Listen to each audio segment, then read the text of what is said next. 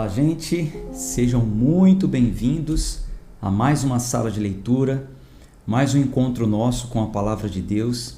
Estamos aqui conectados desde o primeiro dia deste ano, né?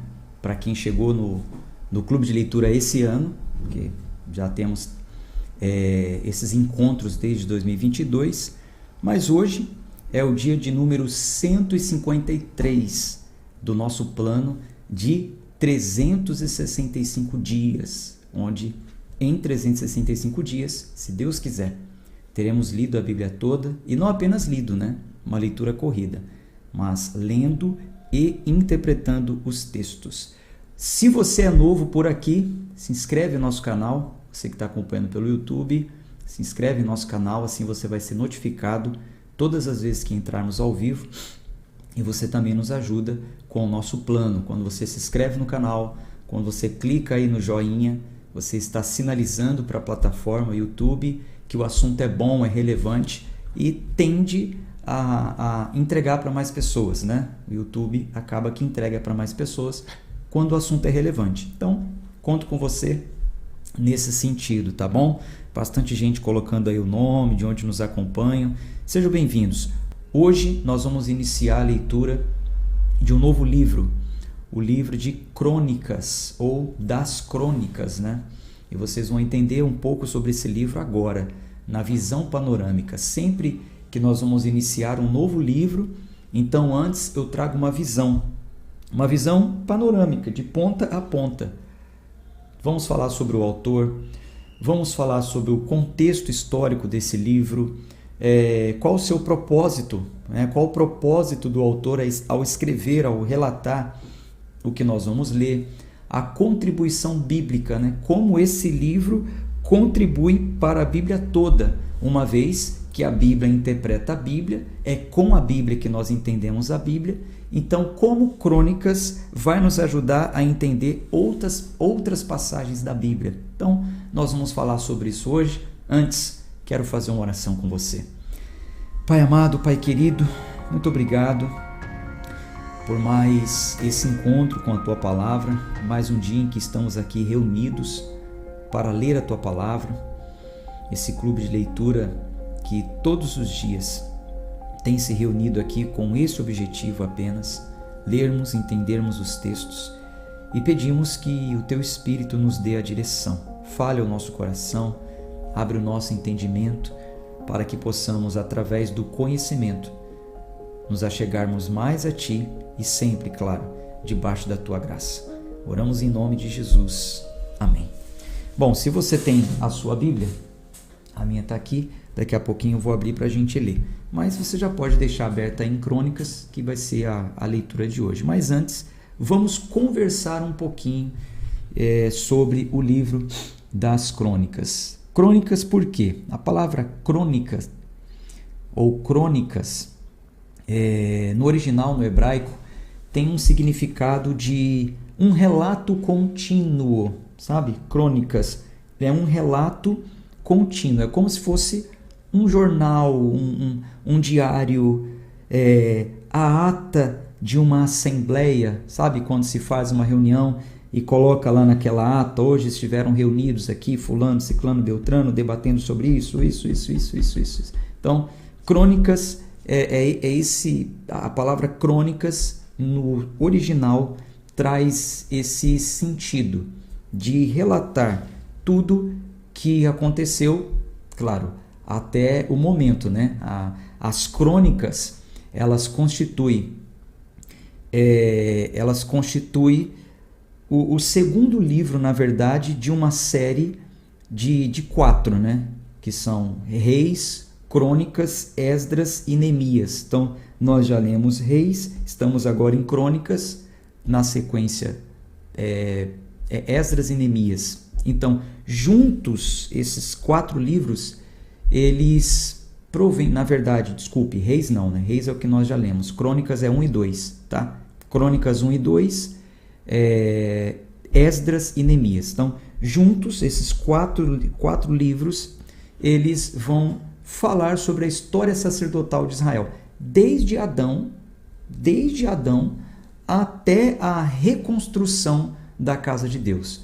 Quem está conosco já na leitura há um tempo está acompanhando que a casa de Deus ela foi destruída, né? Houve um ataque babilônico e ela foi destruída, mas vai ser reerguida. Então, Crônicas, junto com Esdras e Neemias, é importante que você saiba disso, é uma continuação, na verdade, vão nos relatar tudo, vão trazer os assuntos ali, como foi, desde Adão, inclusive, até o momento em que as muralhas vão ser reconstruídas.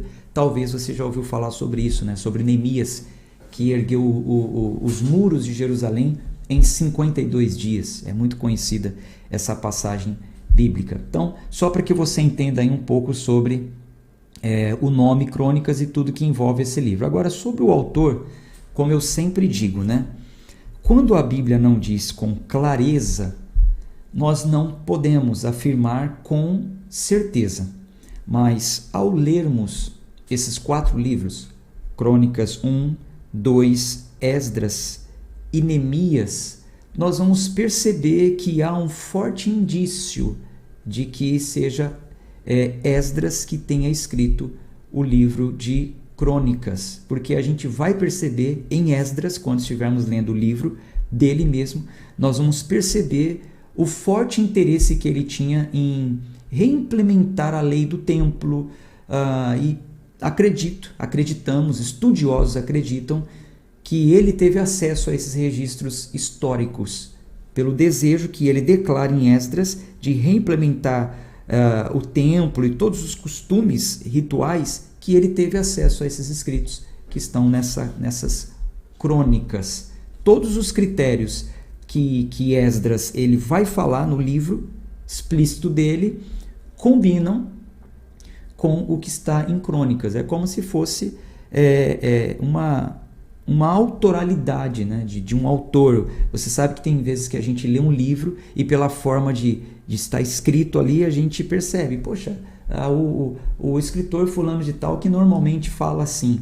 Então, existem características que corroboram para isso. Inclusive, o fato de Crônicas termina Crônicas, na verdade, ele termina igual aos primeiros versículos de Esdras. Você vai ver que parece que realmente está muito ligado. Então, é assim, repito, o livro de Crônicas não reivindica com clareza que seja Esdras o seu autor. Então, nós vamos nos referir, a Bíblia se refere também ao autor como o cronista. Não fala o nome. A gente vai ver que fala assim, o cronista. Mas podemos entender aí, diante da análise que eu te passei, que tenha sido Esdras. Tá? O contexto histórico desse livro, de 1ª e 2ª Crônicas, já estamos fazendo uma visão aqui dos dois, tá? 1ª e 2ª Crônicas.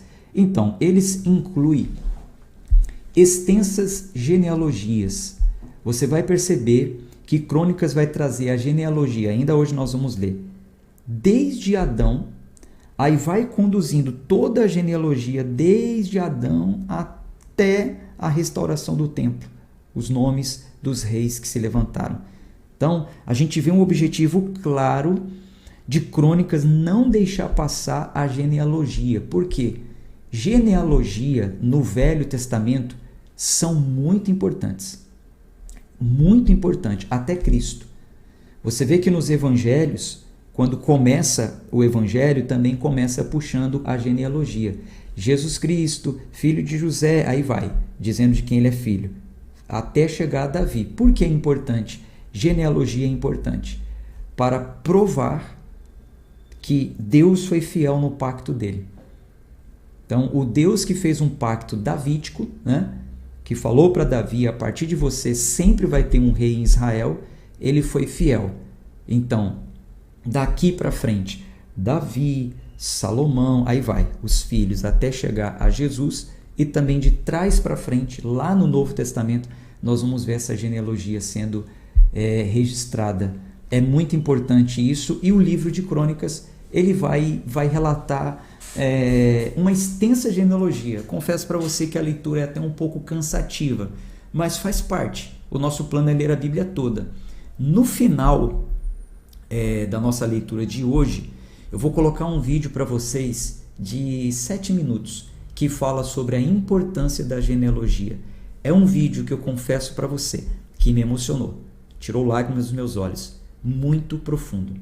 Muita gente não dá importância para a genealogia e esse vídeo despertou esse lado também em mim, apesar de estar atento nisso por causa da Bíblia, mas o vídeo fala da genealogia também humana. No final eu vou colocar esse vídeo para vocês, fique até o final para que vocês entendam bem o que eu estou falando aqui. Bom, 1 Crônicas vai fornecer as genealogias e vai focar no reinado de Davi. Então você vai ver que começa ali com 5 capítulos mais ou menos, só falando de genealogias, e depois vai falar do reinado de Davi. Aí entra 2 Crônicas. 2 Crônicas vai focar em todos os reis que sucederam Davi até o exílio babilônico, até o ataque onde o povo é exilado para Babilônia. Mais ou menos o mesmo período de 1º e 2º reis que nós já lemos, porém 1º e 2º reis foi falando dos 2 reinados, né? O reino de Jerusalém e o reino de Israel. Ontem eu coloquei um mapa lá nos grupos da Bíblia para que vocês tenham uma ideia de como foi feita essa divisão, né? Todo o território de Israel foi dividido. Reino de Judá, reino de Israel. 1º Reis e 2º Reis falou sobre todos, os 2. Crônicas você vai ver que foca mais nos reis de Judá, tá? E o conteúdo dos livros, eles mostram que ele tenha sido escrito após o retorno do exílio. A gente vai perceber que o cronista que escreveu esse livro, ele escreve depois que voltaram para Israel. Depois do exílio, houve o ataque babilônico, foram exilados. Quando volta, o cronista ele faz esses relatos. Qual o propósito deste livro ter sido escrito? Qual o propósito do autor ao registrar o que nós vamos ler? Bom, quando eles voltam da Babilônia para Jerusalém, eles precisavam restabelecer a ligação, né, do povo com Deus e com a sua identidade. A identidade do povo judeu, ela é marcada, ela é caracterizada por ritos, por costumes. Então, o cronista, ele tem esse objetivo. Ele relata, ele registra tudo na intenção de restabelecer o que eles tinham que fazer, como eles poderiam se conectar à identidade original, uma vez que a terra tinha sido povoada por outros povos depois do ataque babilônico. Houve uma mistura de raças, principalmente em Samaria, então eles precisavam resgatar a identidade de povo de Deus, de povo judeu. Então, Crônicas vai de encontro com esse propósito e vai lembrando as pessoas, vai lembrando a nação da sua herança, de onde eles vieram, e vai conduzindo o povo de volta à presença de Deus por meio de toda aquela simbologia que ligava o povo a Deus. Então, as ideias mais importantes de 1º e 2º Crônicas são... Eu vou mandar tudo isso para vocês anotado, tá? No PDF. Vou anotar o resumo do que eu estou falando, eu mando para vocês em PDF lá nos grupos do WhatsApp e no arquivo que fica lá no Telegram. Bom, primeiro, uma ligação direta com o povo de Deus no passado. Então a gente vai ver que mostra essa ideia. Vai mostrar uma ligação direta do povo com Deus, por causa do que eles viveram no passado. Vai ser relatado ali. A continuidade da linhagem de Davi, do trono de Judá. Então mostra a continuidade de Davi também. A centralidade do templo e os rituais ao se concentrarem em Deus. Então, os rituais que outrora eram feitos em vários lugares, como nós lemos, né? Nos altos, nos bosques, tinham construído altares em vários lugares. Tudo aquilo foi destruído primeiro pelo rei Josias, como nós já lemos, e depois do ataque babilônico. Então, Crônicas vai centralizar novamente os rituais para que as pessoas possam se conectar com Deus, como diziam as leis, Interessante também que vai inserir a importância da música na adoração a Deus, de uma forma de chegar até Deus, né? No momento da adoração, entoar também ao Senhor. Vai mostrar também que o povo se torna invencível quando obedece a Deus e um povo passivo de punição quando desobedece a Deus. Isso, mais uma vez, vai ficar muito claro aqui no livro de Crônicas. E também nós vamos ver aqui expressando... Depois eu vejo aí os comentários de vocês, tá? Deixa eu focar aqui na visão panorâmica, para não perder o raciocínio. Antes de começar a leitura, eu vejo aí os comentários de vocês. Se tiver dúvida, pode ir colocando, vai deixando aí nos comentários, tá? Bom, nós vamos ver então que Crônicas 1 e 2 inclui alguns temas fundamentais. Primeiro, o controle de Deus sobre a história. A gente vai ver que Deus, ele deseja habitar no meio do seu povo. Ele deseja um relacionamento perfeito com o seu povo, através da santidade exigida. E a gente vê que para isso ele redime o povo. Deus é santo, esse relacionamento exige uma santidade, mas o povo é pecador. Então nós vamos ver Deus, por vezes, redimindo o povo. É a revelação da graça já desde o Velho Testamento, né? Nós vamos ver que o tabernáculo e o templo são símbolos desse desejo. O tabernáculo, que foi primeiro construído por Moisés e durante a peregrinação, o templo, quando eles tomaram posse da terra prometida, construído por Salomão, simboliza o desejo de Deus morar no meio do povo. Se você está comigo desde o início, você se lembra que Deus disse isso para Moisés: eu vou habitar no meio do povo, construa um tabernáculo. E ali tem toda a simbologia, mais especificamente falando a Arca da Aliança, que representava o trono de Deus. Entre os querubins, Deus falava ali com o sacerdote. Era um desejo de Deus de habitar no meio do povo. Depois, através da construção do templo, a mesma forma, ele diz: tudo bem, eu estarei aí no meio, eu ouvirei a oração que for feita nesse lugar, com uma condição, e nós já falamos a condição na leitura, quando em Samuel, né? Quando Deus responde a Salomão dizendo: eu vou atender se o povo se arrepender, se humilhar, me buscar de todo o coração, etc e tal. Esse assunto já foi. Mas Deus revela que quer sim habitar no meio do povo, através de uma simbologia no Velho Testamento, tabernáculo e templo. Agora, finalmente isso é cumprido por intermédio de Jesus Cristo. Toda a simbologia ela é cumprida em Jesus Cristo. Deus queria habitar no meio do povo. Tabernáculo, templo. Quando Jesus vem, ele habita no meio do povo através de Jesus Cristo.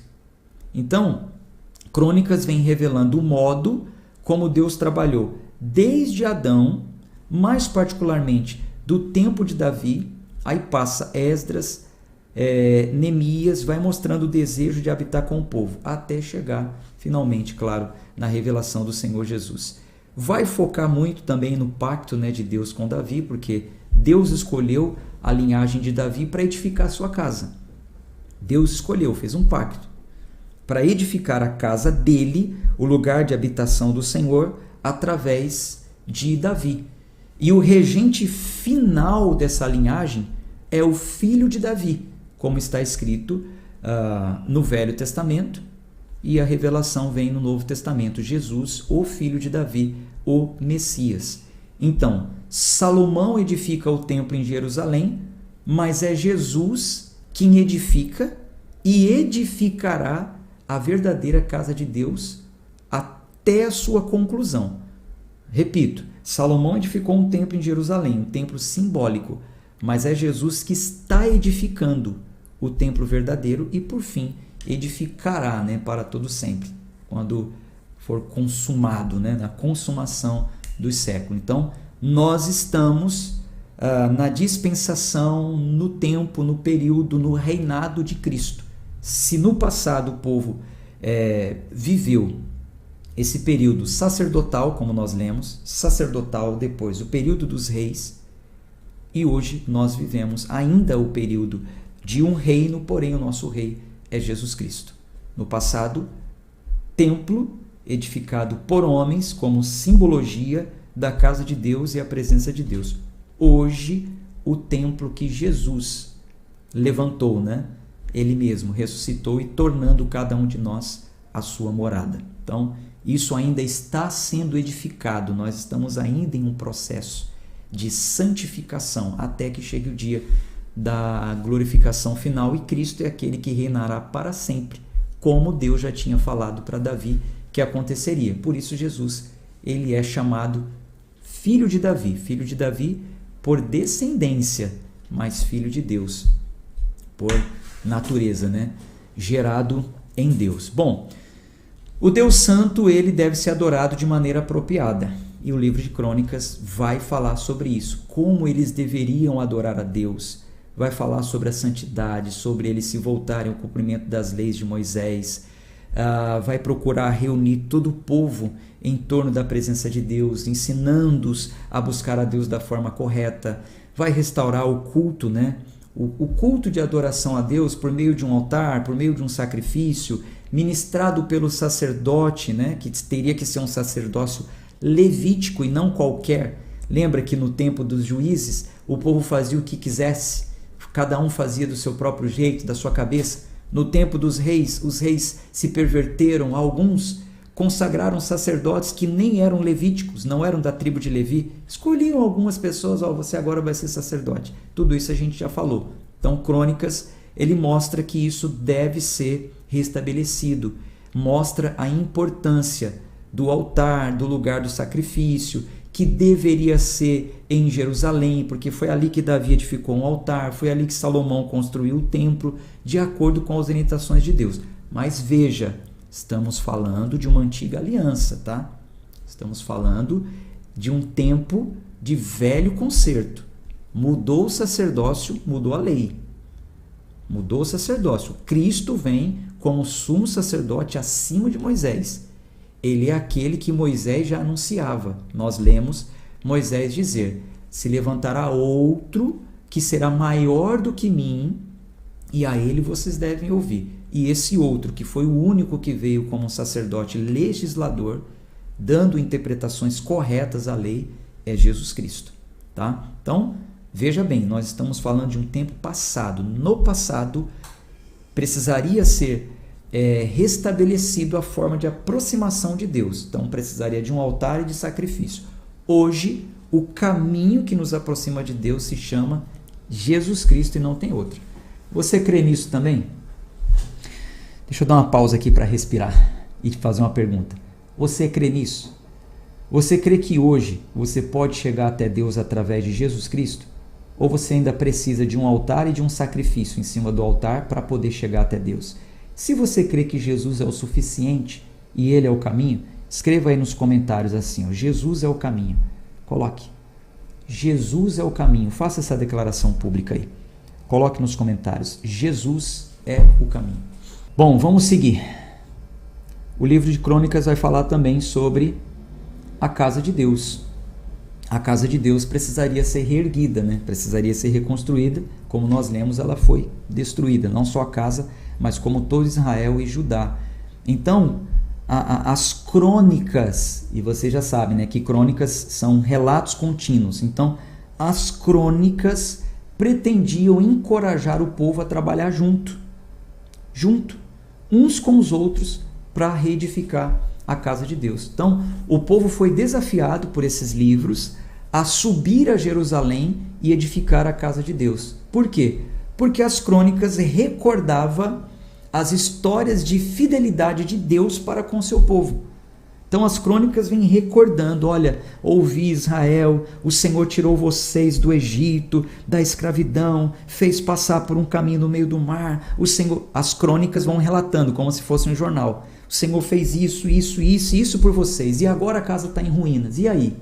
Então aquelas palavras buscavam encorajar as pessoas a subirem a Jerusalém e reedificar o templo. E Deus prometeu que abençoaria a obediência do povo a esse desafio. A gente vai ver isso. Então, o povo é desafiado a reconstruir o templo e Deus promete abençoá-los ao aceitarem, toparem, né, o desafio de reconstruir Jerusalém. E muito legal que lá em Neemias vai falar detalhes, né, como foi essa reconstrução em 52 dias. No final eu vou colocar um vídeo para vocês que fala a importância da genealogia, tá? Aguarda aí, vai ser muito bom esse vídeo para vocês. Por fim, a contribuição bíblica. Já que a Bíblia interpreta a Bíblia, crônicas, os relatos de crônicas nos ajudam em que sentido? Crônicas, ela reúne muitas dimensões da revelação bíblica. Ela vai relatar os eventos históricos como recontado de Gênesis a Reis. Então isso é muito bom, já que a Bíblia ajuda a interpretar a Bíblia. Então nós temos um escrito muito antigo, que são os escritos de Moisés, com uma veracidade, com uma comprovação de que aquilo é verdadeiro por causa da repetição de crônicas, que foi escrito mais ou menos, deixa eu pegar aqui no contexto histórico, foi escrito mais ou menos, eu vou mandar para vocês a anotação, no 5º século antes de Cristo, mais ou menos 500 anos antes de Cristo. Então, nós estamos falando de um livro mais atual em comparação aos livros de Moisés. Então, é muito importante os relatos de crônicas por essa recontagem, né? Por recontar a história de Gênesis a Reis. Por falar também sobre o ritual do templo, como foi prescrito em Levítico, Crônicas relata novamente o ritual do templo, como era para ser feito, ser realizado. Vai falar também sobre o pecado e juízo, como pregado pelos profetas, como os profetas falavam sobre pecado e juízo. E vai falar inclusive até sobre alguns salmos. Então, em razão desse tema recorrente, a Bíblia sempre mostra isso, que Deus aceita as pessoas de volta para Ele, não importando o quão ímpia elas tenham sido. Crônicas vai mostrar isso, que Deus, Ele aceita as pessoas de volta. Ela pode ter sido quem for, mas Deus aceita de volta, claro, com uma ressalva, né? Que haja arrependimento. Então, o livro de Crônicas é tão importante para esse assunto, para mostrar o seguinte: a restauração do templo, a forma de culto a Deus, a santidade ao Senhor, o juízo e justiça, mostrar que Deus está disposto a receber a pessoa de volta desde que ela se arrependa. Gente, é tão específico, como que eu posso dizer, chega a ser excêntrico, talvez você entenda essa palavra, meio fora do padrão, talvez seja melhor para você assim. É como se fosse um livro único, bem diferenciado de toda a Bíblia. Alguns estudiosos e teólogos chegam inclusive a chamar o livro de Crônicas de o Evangelho segundo Esdras. É como se fosse um evangelho no Velho Testamento. Por quê? Porque o evangelho anuncia a boa nova e o alcance da redenção através do arrependimento. E Crônicas vem nesse mesmo estilo, porém está no Velho Testamento, por isso que ele é excêntrico. Ele está no Velho Testamento, não faz parte do Velho Testamento falar da forma evangelística como o Evangelho falou. Então ele é chamado de o Evangelho segundo Esdras. É muito importante, é muito bom. Ele contribui muito para a Bíblia inteira. Esses livros, na verdade, 4, né? Primeiro Crônicas, segundo Crônicas, Esdras e Neemias. Então, esses livros dão um quadro amplo da história do Novo Testamento. Vai captar o pacto davídico, vai dar luz à história do povo de Israel desde Adão e vai apontar para a continuação do pacto em Jesus Cristo. Quando nós concluirmos, o que a gente faz? Aí nós vamos lá para o Novo Testamento. Depois a gente volta para o Velho de novo. Estou conduzindo vocês a um entendimento. Então, nós vamos para o Novo Testamento para falar sobre o povo hebreu, especificamente sobre o povo hebreu do Novo Testamento. Como iríamos entender o que foi falado para o povo hebreu no Novo Testamento se não conhecêssemos a história do povo hebreu? Então nós estamos conhecendo toda a história do povo hebreu. Quando a gente terminar, aí nós vamos lá no Novo Testamento, dar uma passeadinha lá e saber como ficou essa transição, velha aliança para nova aliança. Os ritos que o povo hebreu tinha que obedecer na velha aliança e os ritos que eles passaram a cumprir na nova aliança. Então, aguardem, o nosso plano está em andamento, tudo correndo muito bem da forma que Deus quer. Tá bom? Então essa foi a visão panorâmica de Crônicas. Nós vamos agora iniciar a leitura. Pegue aí a sua Bíblia, se você ainda não abriu, e abra em 1 Crônicas. Uma leitura agora bem didática, porque é só genealogia. É só genealogia, os primeiros 5 capítulos, mas é importante, por isso estão registrados. E na sequência eu vou colocar um vídeo para vocês que fala sobre a importância da genealogia. E não é só bíblica não, tá? Não é só bíblica não. É a nossa, a genealogia humana. Tá certo? 1 Crônicas, capítulo 1. Bíblia na tela. Cadê? Aqui. Vamos ler juntos. Adão, então começa aí, ó, primeiro homem, aí vai. Adão, Sete, Enos, Cainã, Maalalel, Jared, Enoque, Matusalém, Lameque, Noé, Sem, Cã e Jafé. Os filhos de Jafé, Gomer, e Magog, e Madai, e Javã, e Tubal, e Meseque, e Tiras. E os filhos de Gomer, Askenaz, e Rifate, e Togarma. E os filhos de Javã, Elisá, tá com acento aqui, talvez esteja errando a pronúncia, desculpe, e Tarsis, Quitim e Dodanim. Os filhos de Cã, Cuxi e Misraim, e Put e Canaã. E os filhos de Cuxi, Seba e Avilá, e Sabitá, e Ramá, e Sabtecá. E os filhos de Ramá eram Sabá e Dedã. E Cuxi gerou Nimrod, e ele começou a ser poderoso sobre a terra. E Misraim gerou os Ludeus, e os Anameus, e os Leabeus, e os Nefitueus, e os Patruzeus, e os Caslueus, dos quais vieram os Filisteus, e os Caftureus. E Canaã gerou Sidom, seu primogênito, e Et, e Jebuseus, também os amorreus e os girgazeus, e os heveus, os arqueveus e os sineus, e os arvadeus, e os zemareus, e os amateus. Os filhos de Sem, Elão, e Assur, e Arfaxade, e Lude, e Arã, e Uz, e Ru, e Jéter, e Meseque. E Arfaxade gerou Selá, e Selá gerou Éber. E a Éber nasceram 2 filhos. O nome de um era Peleg, porque nos seus dias a terra foi dividida, e o nome do seu irmão era Joquitã.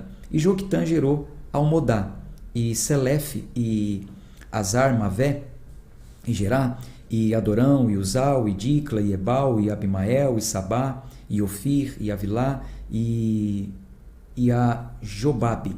Todos esses foram os filhos de Joquitã. Sem, Arfaxade, Selá, Éber, Peleque, Reu, Serug, Naor, Terá, Abrão, que é Abraão, os filhos de Abraão, Ismael e Isaque. Essas são as gerações. O primogênito de Ismael, Nebaiote, depois Quedar, depois Adbeel e Mibzão, Misma, Idumá, e Massá, Haddad, e Temá, Getur, Nafis e Quedmá. Estes são os filhos de Ismael. Ora, os filhos de Quetura, concubina de Abraão, ela deu à luz Zinca, e Joxã, e Medã, e Midian, e Isbaque e Suá. E os filhos de Joxã, Sabá e Dedã. E os filhos de Midian, Efá e Éfer, e Enoque, e Abida, e Elda. Todos esses são os filhos de Quetura. E Abraão gerou Isaque, e os filhos de Isaque, Esaú e Israel. E os filhos de Esaú, Elifaz, Reuel, e Jeus, e Jalão, e Corá. Os filhos de Elifaz, Temã e Omar, Zefi e Gaeta, Kenaz, Timna e Amaleque. E os filhos de Reuel, Naate, Zerá, Samá e Mizá. E os filhos de Seir, Lotã e Sobal e Zibeão e Aná e Dizon e Ezer e Dizã. E os filhos de Lotã, Ori e Romã e Timna era irmã de Lotã. Os filhos de Sobal, Aliã e Manaate e Ebal e Sefo e Onã. E os filhos de Zibeão eram Aias e Aná. Os filhos de Aná, Dissom. E os filhos de Dissom, Arão e Esbã e Itrã e Querã. Os filhos de Ezer, Bila e Zaavã e Jaacã. E os filhos de Dizã, Uz e Arã. Ora, esses são os reis que reinaram na terra de Edom antes que qualquer rei reinasse sobre os filhos de Israel. Então, os reis que ainda reinavam nos outros territórios. Belá, o filho de Beor, e o nome da sua cidade era Dinabá. E morreu Belá, e reinou em seu lugar Jobabe, filho de Zerá e Bozra. E morreu Jobabe, e reinou em seu lugar Ussão, da terra dos Temanitas. E morreu Ussão, e reinou em seu lugar Hadade, o filho de Bedade, o qual feriu Midian no campo de Moabe, e o nome da sua cidade era Avite. E morreu Hadade, e reinou no seu lugar Samla, de Masreca. E morreu Samla, e reinou em seu lugar Saul, de Reobote, próximo ao rio. E morreu Saul, e reinou em seu lugar Baal-Hanã, filho de Aquibor. E morreu Baal-Hanã, e reinou em seu lugar Hadade. E o nome da sua cidade era Pai. E o nome da sua esposa era Meetabel, filha de Metrade, filha de Mizaabe. Hadade também morreu. E os sheiks de Edom eram o sheik Timna, o sheik Alva, o sheik Jetete, o sheik Oolibama, o sheik Elá, e o sheik Pinom, e o sheik Kenaz, o sheik Temã, o sheik Mibzar, o sheik Migdiel, o sheik Irã. Esses são os sheiks de Edom. Capítulo 2.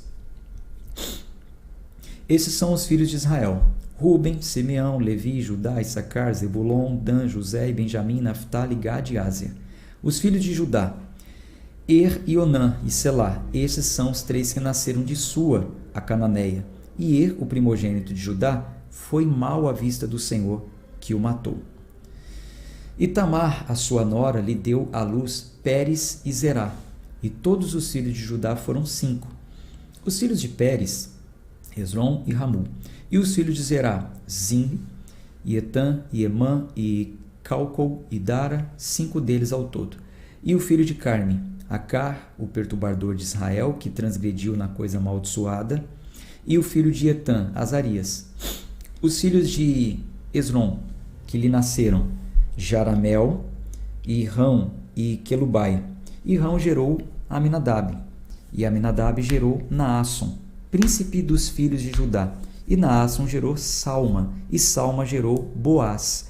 E Boaz gerou Obed, e Obed gerou Jessé, e Jessé gerou o seu primogênito Eliabe, e Abinadab o segundo, Simeia o terceiro, Natanael o quarto, Radai o quinto, Ozen o sexto, Davi o sétimo, cujas irmãs eram Zeruia e Abigail, e os filhos de Zeruia, Absai e Joabe e Azael, 3. E Abigail deu à luz a Amasa, e o pai Amasa foi Jéter, e o pai de Amasa foi Jéter, o Ismalita. E Calebe, o filho de Hezron, gerou filhos de Azuba, e a sua esposa de Jeriote. Os filhos dela são estes: Jezer, Sobabe e Ardom. E morreu Azuba, e Calebe tomou para si Efratá, a qual deu à luz Ur. E Ur gerou Uri, e Uri gerou Bezalel. E depois disso, Erzon, o pai de Gileade, conheceu a filha de Maquir, com quem se casou quando tinha 60 anos de idade, e ela lhe deu à luz Segube. Ó, uma pontinha de esperança aí, hein? Casou com 60 anos de idade. Versículo 22. E Segube gerou Jair, que tinha 23 cidades na terra de Gileade, e Gerur e Arnã tomaram as aldeias de Jair, juntamente com Kenate e as suas aldeias, a saber, 60 cidades. Todas essas pertenciam aos filhos de Maquir, o pai de Gileade. E depois da morte de Esron, Em Caleb Efratá, Abia, a esposa de Esrom, deu à luz Azur, o pai de Tecoa. E os filhos de Jerameel, o primogênito de Esrom, foram Rão, o primogênito, e Buna, e Oren, e Ozen, e Aías. Jarameel teve também outra esposa, cujo nome era Atara. Ela foi a mãe de Ornã. E os filhos de Rão, o primogênito de Jerameel, foram Maás, e Jamim, e Eker. E os filhos de Onã foram Samai e Jada. E os filhos de Samai, Nadab e Abizur. E o nome da esposa de Abizur era Abigail, e ela deu à luz a Aba e a Molide. E os filhos de Nadab, Selede e Apaim, mas Selede morreu sem filhos. E o filho de Apaim, Ize, e o filho de Ize, Sezã, e o filho de Sezã, Alai, e os filhos de Jada, o irmão de Samai, Jéter e Jonatas, e Jéter morreu sem filhos. E os filhos de Jonatas, Pelete e Zaza, esses foram os filhos de Jarameel. Ora, Sezã não teve filhos, mas filhas. E Sezã teve um servo egípcio, cujo nome era Jara. E Sezã deu a sua filha para Jara, o seu servo, como esposa, e ela deu à luz Atai. E Atai gerou Natã, e Natã gerou Zabade, e Zabade gerou Eflau, e Eflau gerou Obed, e Obed gerou Jeú, e Jeú gerou Azarias, e Azarias gerou Heles, e Heles gerou Eleasa, e Eleasa gerou Sismai, e Sismai gerou Salum, e Salum gerou Jecamias, e Jecamias gerou Elisama. Ora, o filho de Caleb, o irmão de Jerameel, foram Mesá, o seu primogênito, o qual foi pai de Zife, e os filhos de Mesara, o pai de Hebron. E os filhos de Hebron, Coré, e Tapuã, e Requém, e Semá. E Semá gerou Rão, o pai de Jorqueão, e Requém gerou Samai. E o filho de Samai foi Maom, e Maom, o pai de Betzur. E Efá, a concubina de Caleb, deu à luz a Arã, e Moza, e Gazes, e Arã gerou Gazes. E os filhos de Jadai, Regem, e Jotão, e Gesã, e Pelete, e Efá, e Saafe. Maaca, concubina de Caleb, deu à luz a Seber, e Tiraná. Ela deu também à luz Saafe, o pai de Madimana, Sava, o pai de Gibeá, e a filha de Caleb foi Axa. Esses foram os filhos de Caleb, o filho de Ur, o primogênito de Efratá, Sobal, o pai de Kiriat Jeraim, Salma, o pai de Belém, Haref, o pai de Bet-Gader. E Sobal, o pai de Kiriat Jeraim, teve filhos, Aroé e a metade dos Manaatitas. E as famílias de Kiriat Jeraim, os Itritas, e os Puteus, e os Sumateus, e os Misraeus, deles vieram os Zoratitas e os Estaoleus. Os filhos de Salma, Belém, e os Notofatitas, Atarote e a casa de Joabe, e a metade dos Manassitas e os Zoreus, e as famílias dos escribas que habitavam em Jabes, os Tiratitas, os Simeatitas, os Sucatitas. Esses são os queneus que vieram de Ramate, o pai da casa de Recabe. O último capítulo de hoje, a gente conclui, ele é mais curto, e eu vou colocar o vídeo que fala sobre genealogia para vocês. Crônicas 3. Ora, estes foram os filhos de Davi, os quais lhe nasceram em Hebrom. O primogênito, Aminon, de Ainoã, e Aminon, de Ainoã, a Jezreelita. O segundo, Daniel, de Abigail, a Carmelita. O terceiro, Absalão, o filho de Maaca, a filha de Talmai, rei de Gesur. O quarto, Adonias, o filho de Agite. O quinto, Cefatias, de Abital. O sexto, Itreão, de Egla, a sua esposa. Estes 6 nasceram em Hebrom, e ali reinou 7 anos e 6 meses. E em Jerusalém ele reinou 33 anos. E estes lhe nasceram em Jerusalém: Simeia, e Sobabe, e Natã, e Salomão. 4, de Betsua, a filha de Amiel. Ibar, também é Betsabá, né? Betsabá. Nós conhecemos melhor dessa forma, né? O cronista colocou Betsua, deve ser uma outra expressão. Então, os 4 filhos, Simeia, Sobabe, Natã e Salomão. 4 de Betsua, a filha de Amiel. Ibar também, e Elisama, e Elifelete, e Nogá, e Nefeg, a Jafia, e Elisama, e Eliada, e Elifelete, 9. Todos esses foram os filhos de Davi, salvo os filhos das concubinas, e Tamar, sua irmã. E o filho de Salomão foi Roboão, Abias, seu filho, Asa, seu filho, Josafá, seu filho, Jeorão, seu filho, Acasias, seu filho, Joás, seu filho, Amazias, seu filho, Azarias, seu filho, Jotão, seu filho, Acás, seu filho, Ezequias, seu filho, Manassés, seu filho, Amon, seu filho, Josias, seu filho. Quer dizer, filho dos filhos. Está falando aqui as gerações, tá? E os filhos de Josias foram o primogênito, Joanã, o segundo, Jeoaquim, o terceiro, Zedequias, o quarto, Salum. Os filhos de Jeoaquim, Jeconias, seu filho, Zedequias, seu filho. E os filhos de Jeconias, Assir, Sealtiel, o seu filho, Malquirão também, e Pedaías, e Senazar, e Jecamias, e Osama, e Nebadias. E os filhos de Pedaías foram Zorobabel e Simei. E os filhos de Zorobabel, Messulão, e Ananias, e Selomite, sua irmã.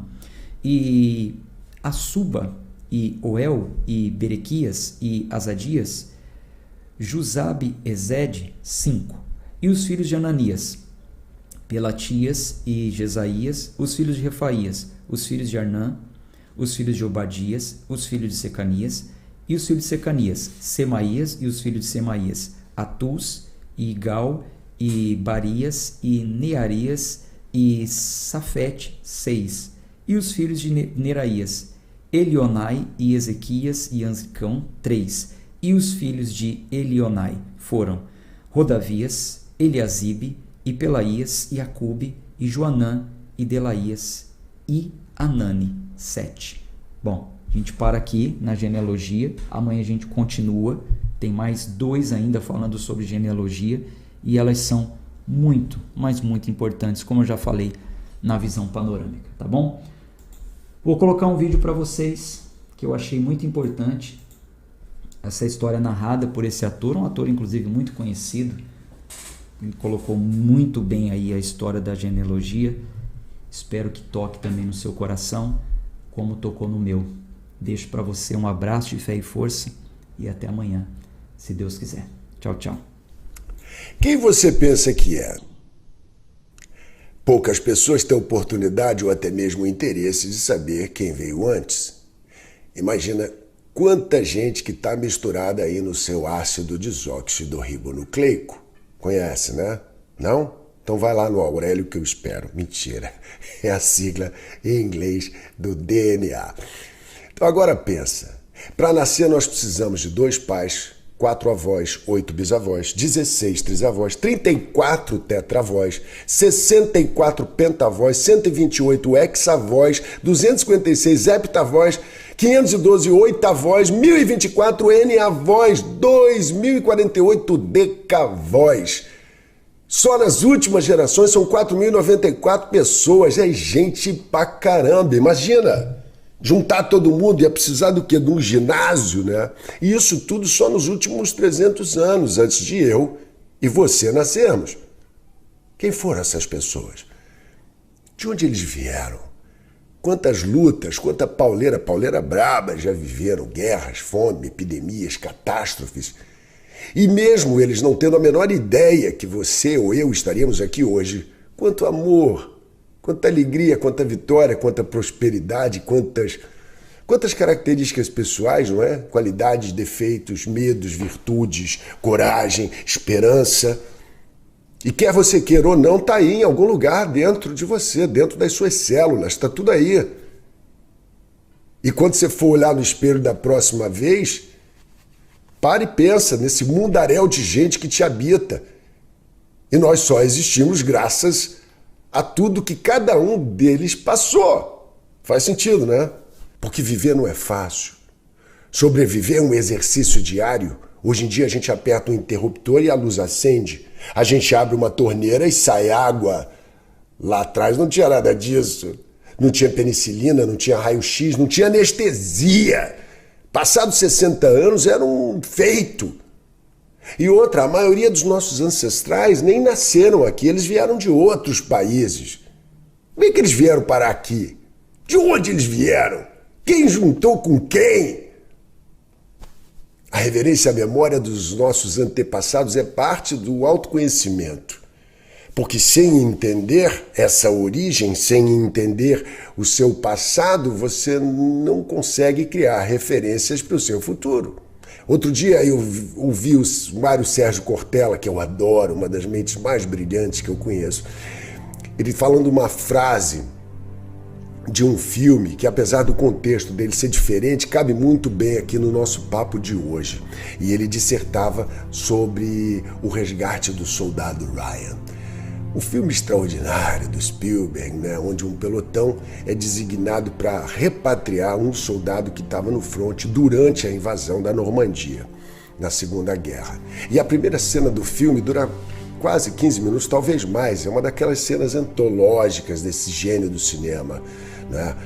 O desembarque na praia, na posição Omaha, que foi a mais difícil, né? E aquela saraivada de bala, aquelas câmeras subaquáticas, lembra?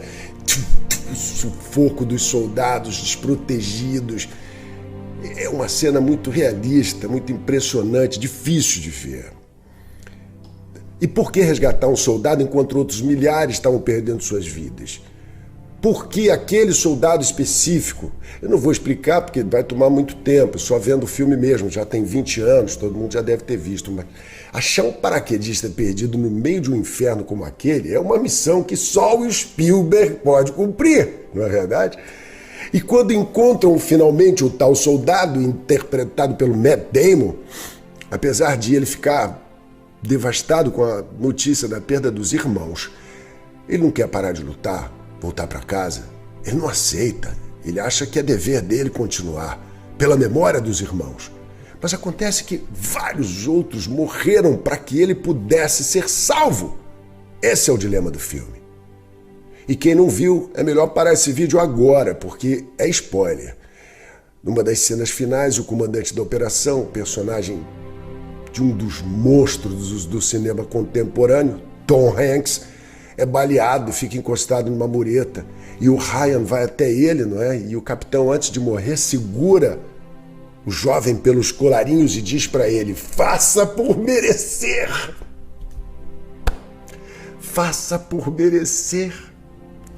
Será que depois de tudo que passaram nossos ancestrais, toda a dificuldade, toda a resiliência, todo o sacrifício para criar os filhos, para que eles pudessem também criar os seus próprios filhos e assim por diante, não é? Até chegarmos em você e eu aqui hoje, a pergunta é: nós fazemos por merecer? Por merecer a nossa existência, merecer a vida, esse mistério magnífico que, mesmo não conhecendo toda a razão, nós participamos, não é, dessa vida, e que nós partilhamos com outras e outras pessoas que vieram antes de nós. E que, no mínimo, deveríamos honrar o que fizeram pela gente. O que uma mãe, um pai, um avô, uma bisavó fez para ter comida na mesa, para te manter vivo. Suplícios, às vezes, inimagináveis, andar quilômetros a pé, pegar 3 conduções para trabalhar, noite sem dormir, privações, sofrimentos, atravessar o oceano num porão de um navio, ser maltratado, humilhado, mas não desistir nunca dos seus. Faça por merecer. Não precisa ser nada demais. Se conseguir fazer com que os seus descendentes tenham o mesmo sentimento por você, quando não estiver mais por aqui, então diga que valeu, valeu demais. É isso aí. Até a semana que vem.